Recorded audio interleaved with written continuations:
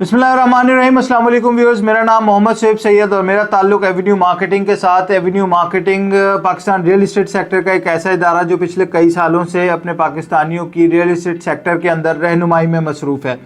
हम आपके लिए बेहतरीन प्रोजेक्ट्स की डिटेल्स भी लाते हैं और जो रियल इस्टेट सेक्टर है पाकिस्तान का, उसके हवाले से जो अहम खबरें होती हैं वो भी आप लोगों तक पहुँचाते रहते हैं। आज की जो वीडियो है उसका ताल्लुक भी एक बहुत अहम खबर के साथ है, लेकिन खबर की तरफ बढ़ने से पहले मैं आप लोगों से रिक्वेस्ट करूंगा कि हमारे चैनल को लाइक और सब्सक्राइब ज़रूर कर लें और बेल आइकन को क्लिक कर लें ताकि आने वाली भी तमाम वीडियोस आप लोगों तक वक्तन फ़वक्तन पहुंचती रहें और कमेंट्स में जो है वो हमें अपनी राय से ज़रूर आगाह करें। व्यूअर्स, खबर ये है कि हुकूमत ने रियल इस्टेट सेक्टर में जो चोरी और फ्रॉड हो रहा था उसको रोकने के लिए बाज़ाब्ता तौर पर रेगुलेटरी अथॉरिटी को फ़ाल करने की तैयारी कर ली है। थोड़ा सा मैं आपको बैकग्राउंड बता दूं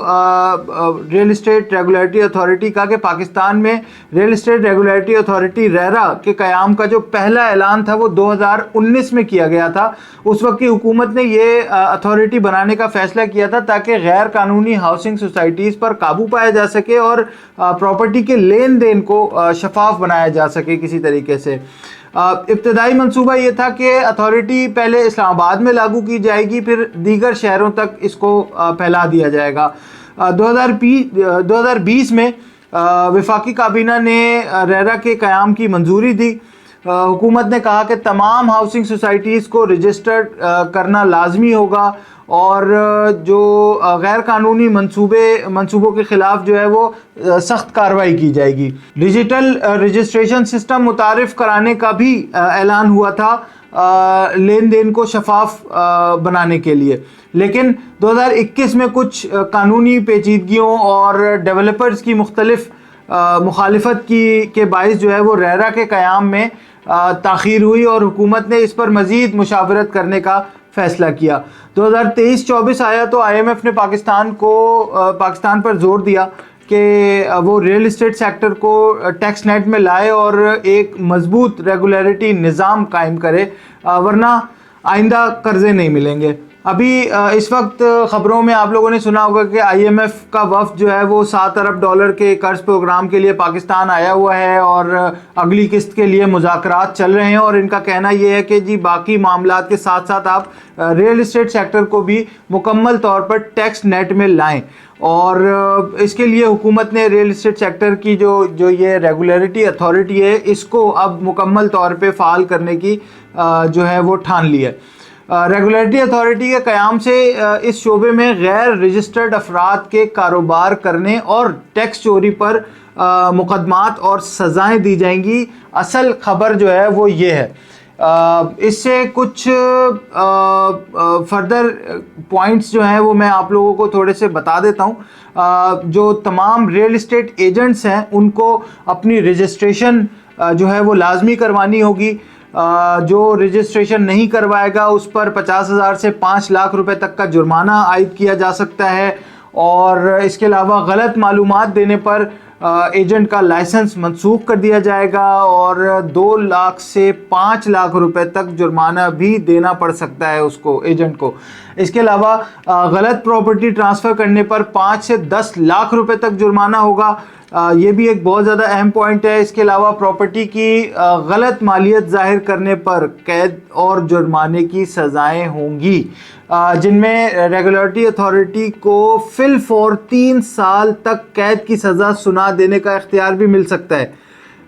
मेरा ख़्याल है कि ये इस तरह के पॉइंट्स हैं कि जिनको बहुत ज़्यादा गौर से सुनने की ज़रूरत है और गवर्नमेंट चाहती है कि बल्कि कहना चाहिए चाहते या ना चाहते इस सेक्टर को अब रेगुलराइज होना ही पड़ेगा और इससे आम लोगों को बहुत फ़ायदा होगा, क्योंकि फ्रॉड और धोखेबाजी के जो चांसेस हैं वो काफ़ी हद तक कम हो जाएंगे। टैक्स रेवेन्यू में इजाफा हो जाएगा गवर्नमेंट की और आम आदमी पूरे एतमाद के साथ प्रॉपर्टी की ख़रीद और फ़रोख्त भी कर सकेगा। और जो रियल इस्टेट एजेंट्स हैं जो कि अब रजिस्टर होना लाजमी हो जाएंगे और रजिस्टर होने के बाद वो मार्केट में काम कर रहे होंगे, तो उनके भी ज़रा भागने के और फ्रॉड करके कहीं गायब हो जाने के चांसेस कम हो जाएंगे। जो हाउसिंग स्कीम्स हैं जब वो रेगुलराइज हो जाएंगी सारी या रजिस्टर हो जाएंगी कहना चाहिए, تو رجسٹرڈ ہاؤسنگ اسکیمز کے اندر انویسٹمنٹ جو ہے وہ کرنا ایزی ہو جائے گا عوام کے لیے، خاص طور پر جو اوورسیز پاکستانی ہیں جو کہ بالکل ہی آنکھ بند کر کے انویسٹمنٹ کرتے ہیں پاکستان کے اندر، ان کے لیے یہ چیز دیکھنا اور اس میں پاکستان کے ریل اسٹیٹ سیکٹر میں انویسٹمنٹ کرنا آسان ہو جائے گا۔ تو امید ہے کہ پاکستان ریل اسٹیٹ سیکٹر جو کہ اس وقت کافی زوال کا شکار ہے، بالکل ہی مارکیٹ جو ہے وہ اس کی ڈاؤن چل رہی ہے، اس میں کچھ بہتری آنا شروع ہوگی اور اس کے اندر کچھ انویسٹمنٹ سٹارٹ ہوں گی دوبارہ سے۔ جو اوورسیز پاکستانی ہیں جنہوں نے خاصا اپنا ہاتھ کھینچ لیا ہے اپنی انویسٹمنٹ سے، وہ دوبارہ سے شاید انویسٹمنٹس کرنا شروع کریں گے اور ریل اسٹیٹ سیکٹر جو ہے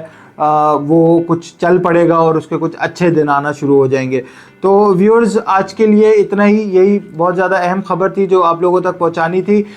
پلیز اس کے حوالے سے اپنی رائے سے ضرور آگاہ کیجیے گا اور ہمارے چینل کو لائک اور سبسکرائب کرنا مت بھولیے گا، بیل آئیکن کو کلک کر لیجیے گا تاکہ آنے والی بھی تمام جو اس طرح کی انفارمیٹیو جو خبریں ہیں وہ آپ لوگوں تک ہم وقتاً فوقتاً پہنچا سکیں۔ بہت شکریہ، ملتے ہیں انشاءاللہ ایک اور نئی ویڈیو کے ساتھ، مجھے اجازت دیجیے، اللہ حافظ۔